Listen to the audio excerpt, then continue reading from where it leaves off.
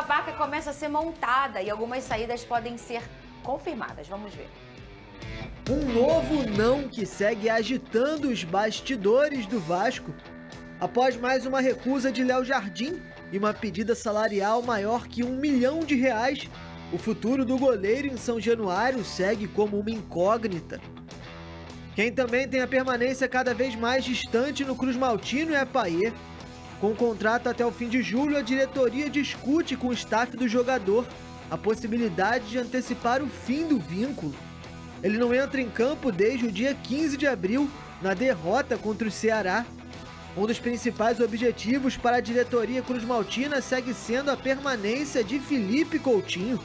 O meia negocia rescisão contratual com Aston Villa para avançar nas conversas por uma renovação de contrato com o Vasco. O empréstimo do jogador termina no próximo dia 30 e a expectativa é de final feliz para a renovação do camisa 11. Lucas Pedrosa, o Vasco estuda a antecipação do fim do contrato de Dimitri Payet. É isso, Pedrosa? Confirma? Estuda não, já entrou em contato para poder rescindir, porque... Já telefonou? Exato, o Carlos Amodeu esteve lá no sorteio da Copa do Brasil e ele deixou isso claro. Hoje o CEO, o Carlos Amodeu, ele também acumula a função de diretor de futebol depois da saída do Marcelo Santana.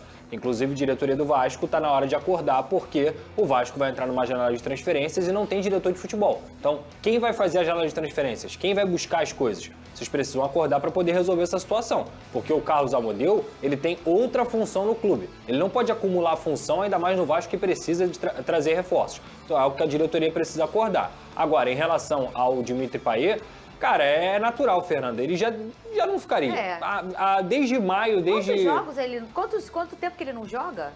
Acho que mês e meio? Mais até, porque ele teve uma lesão no ligamento colateral. Desde a derrota contra o Ceará. Exato, faz tempo já. Então, assim, é um atleta que foi muito importante para o Vasco em 2023. Foi um cara que foi crucial para o Vasco não ter caído naquele momento. Em 2024 ele começa bem, depois ele cai de rendimento justamente porque teve problemas físicos. Aí depois, nessa temporada, a gente conhece alguns problemas extracampo que também acabam afetando a cabeça dele. Ele pede para ir, ele ia ser relacionado para esse último jogo contra o Bragantino e ele pede para viajar para a França antecipadamente. Então, um cara que ganha R$1,5 milhão, vamos colocar assim, não faz sentido algum continuar no Vasco. O Vasco precisa reinvestir esse dinheiro em outro jogador que seja saudável, que também tenha condição de ajudar o Vasco, e o Payet, infelizmente, não tem conseguido. E ele tinha muita qualidade, mas já tinha, né, Vini, essa irregularidade esportivamente falando.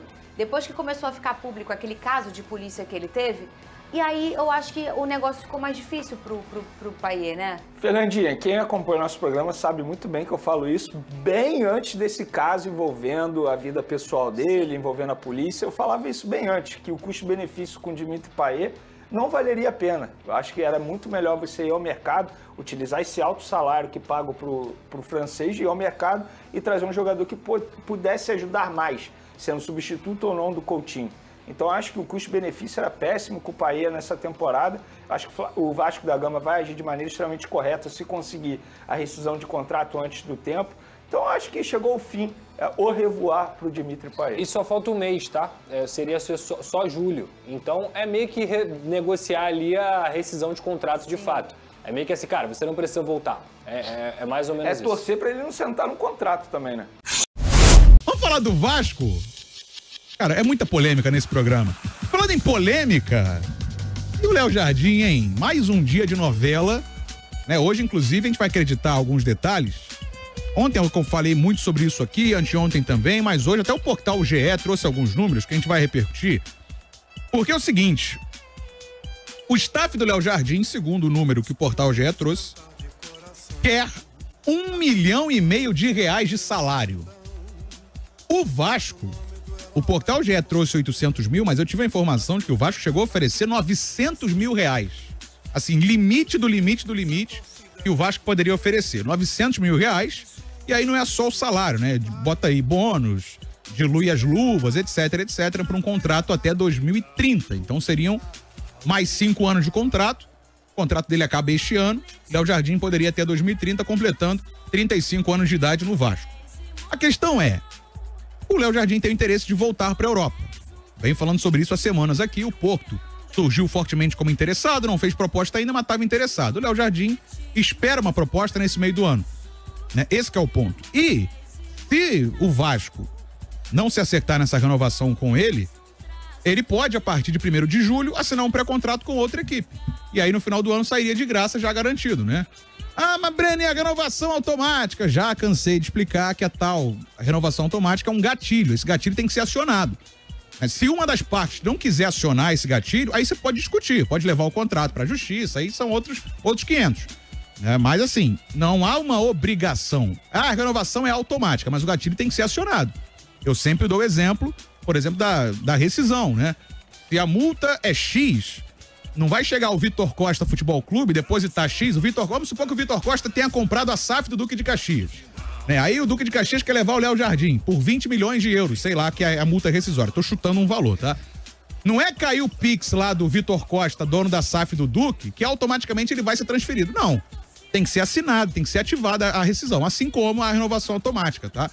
Eu tenho mais um ano previsto de renovação automática, mas se uma das partes não quiser, ela não acontece. Pode ser levado para a justiça? Em alguns casos? Pode.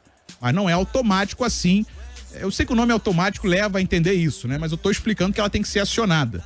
Tá? É automática porque não precisaria rediscutir, a princípio, as cláusulas desse contrato. Tá bom? Só para explicar. Outro ponto, Felipe Coutinho. Ontem no Papo 2 eu falei no finalzinho que o Aston Villa, até notícias que vêm da Inglaterra, tem interesse na rescisão do Coutinho, até para liberar a folha salarial e liberar também espaço até para mais outros atletas, inscrever outros atletas, mesmo ele estando emprestado, abriria um espaço no elenco do Aston Villa. E já praticamente abre mão de receber qualquer valor hoje em dia, né? Até se fosse para renovar o empréstimo, tinha pedido inicialmente uma compensação financeira e tal, mas hoje o Aston Villa já até pensa nessa possibilidade da rescisão. E os empresários do Felipe Coutinho estão lá em Birmingham, na Inglaterra, onde fica a sede do Aston. Então podemos ter uma rescisão do Coutinho com o Aston Villa e ele poderia vir de graça pro Vasco da Gama nesse ponto. São as notícias, né? Léo Jardim, a tendência é que saia. Só notícia, né? Boa, graças a Deus, né? E o Coutinho, maldoso. Isso o é Vasco, Coutinho impressionante. pode permanecer no Vasco. Ele quer e o Vasco também quer, Vitor Costa. Ah, cara, tomara que o Coutinho fique, tá? Eu acho que ele sente que tá devendo, mas ele precisa de companheiros também, né? Eu entendo que a possibilidade dele jogar com o Fernando Diniz faz com que o Coutinho possa ser potencializado.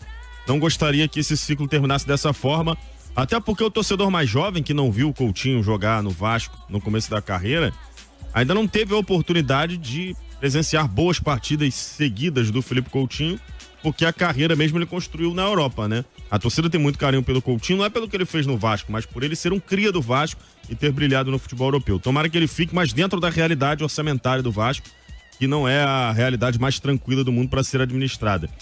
Quanto ao Léo Jardim, já falei aqui, né? Se o Vasco entender que não tem como renovar esse contrato, é bom começar a buscar um interessado para comprar o Léo Jardim para o Vasco não sair no prejuízo.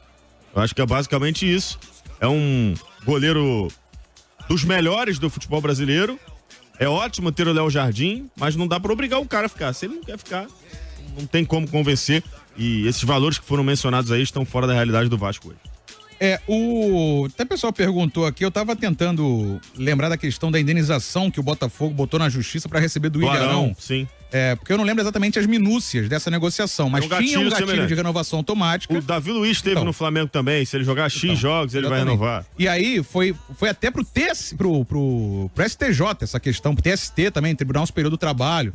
Então tinha um gatilho semelhante de renovação, eu até estava pesquisando os números. O Botafogo pediu mais de 5 milhões na justiça, eu acho, na época. Eu vou depois pesquisar e trazer. O do Botafogo não era por número de jogos, era se o Botafogo depositasse tal dinheiro na conta do Arão. E botou o dinheiro. Esse contrato seria automaticamente renovado. É verdade, e que depois queria o dinheiro de volta. Isso, aí o Arão queria devolver, uma confusão danada. Mas no fim das contas, o Arão jogou no Flamengo e não no Botafogo. Exatamente. Teve o Leandro Amaral também, no Vasco, no Fluminense, também rolou isso. O Vitor Hugo tá perguntando que bônus que o Vasco daria, já que não ganha nada há muito tempo.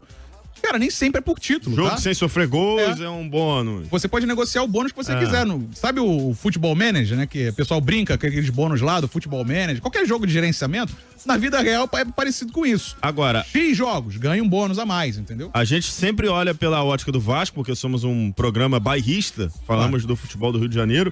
Vamos tentar olhar pela ótica do atleta. Será que o Vasco é um projeto esportivo interessante pro Léo Jardim dar sequência à carreira dele aos 30 anos de idade? Eu falei isso ontem com todo o cuidado do mundo, com todo o respeito que eu tenho, obviamente, pelo Vasco.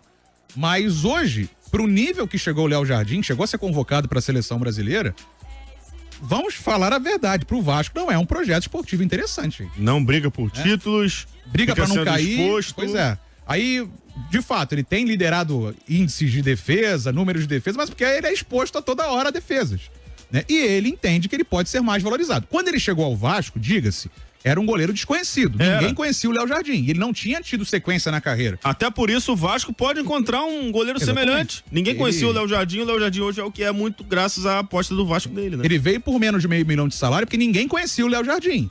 E, de fato, no Vasco ele entregou. Paulo Brax. 2 temporadas e meia. Paulo Brax, naquela primeira janela da 777. O titular do Vasco, os jogadores que rendem são quase todos Paulo Henrique, João contratados Vitor. pelo Paulo Brax. Não, o João Vitor veio depois, Alexandre Matos. Foi Alexandre Matos. É verdade. Mas Lucas Piton veio naquela época. Então, o Léo Jardim era um goleiro desconhecido, que subiu de nível. E entende que tem aí muito tempo de carreira pela frente. Eu sei que é duro ouvir isso, mas é verdade, né? É verdade, e ele gente. quer ir pra Europa. Ele quer ir para a Europa. E a gente pensa, pô, você vai pra Europa, vai receber em euro, vai levar a família pra Portugal, que vai seja, jogar no né? Porto? Pois, o Porto é um time grande, pô. É um gigante de Portugal. Então, compara. Vamos aguardar se de fato vai ter essa proposta do Porto e se de fato ele vai sair do Vasco nesse meio do ano. Hora de falar sobre Léo Jardim, goleiro do Vasco que não consegue chegar a um acordo de prorrogação do contrato com o Cruz Maltino. O SBT do Rio afirma que a pedida de Léo Jardim para a extensão do vínculo, que se encerra em dezembro, é de R$1,5 milhão por mês. Importante lembrar que não há nenhum goleiro no futebol brasileiro com cifras tão altas. Ou seja, para permanecer, o Léo Jardim gostaria de se tornar o atleta da posição dele mais bem pago do país, algo que soa esquisito. Importante lembrar que o Vasco na última sexta-feira chegou a oferecer R$800 mil por mês ao Léo Jardim. Hoje ele ganha na casa dos 400 mil. Com esses 800 mil alcançaria o mesmo patamar financeiro de Pablo Verratti, um dos mais importantes do elenco. No Vasco há 2 jogadores que ganham R$1,5 milhão por mês, o Coutinho, cujo contrato está perto do fim, ele pertence ao Aston Villa, e também do Payet, que não vai ter seu vínculo renovado. Por falar no Coutinho, contar que o empresário dele foi até a Inglaterra para negociar a rescisão do contrato de forma amigável com o Aston Villa. Coutinho não pretende voltar para lá. O Aston Villa também não tem planos de utilizar o brasileiro. A partir daí, livre no mercado, ele ficaria à disposição para assinar um contrato mais longo com o Cruz Maltino. A pergunta que eu deixo para você é: Léo Jardim merece ganhar quanto? Já usa o espaço para comentário e registra a sua opinião. É só importante contar que Palmeiras, Cruzeiro e Fluminense são clubes que monitoram de perto a situação do goleiro vascaíno. Se é Vasco